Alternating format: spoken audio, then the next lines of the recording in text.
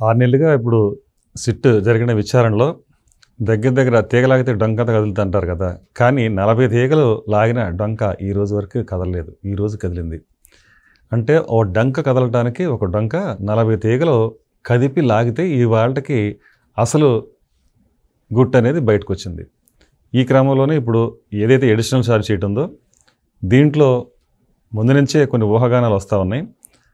మొదటి ఛార్జ్ షీట్‌లో ఏదైతే ప్రస్తావించారో జగన్మోహన్ రెడ్డి గారి పేరుని, అది మరింత లోతుగా ఈ విషయాన్ని ప్రస్ఫుటంగా ఈ ఛార్జ్ షీట్‌లో తెలియజేస్తారా? లేదంటే ఇక ఫైనల్ ఛార్జ్ షీట్ వరకు కూడా ఇది మరి ఇంకా గోప్యంగా ఉంచుతారా ఈ విషయాన్ని? గోప్యం అంటే పూర్తి విచారణ జరిగే వరకు అనేది కొంత ఉత్కంఠగా తెరదీసిన నేపథ్యంలో నిన్న దాదాపుగా జగన్మోహన్ రెడ్డి గారి ఏదైతే గుట్టుందో దాన్ని రట్టు చేసింది సిట్టు.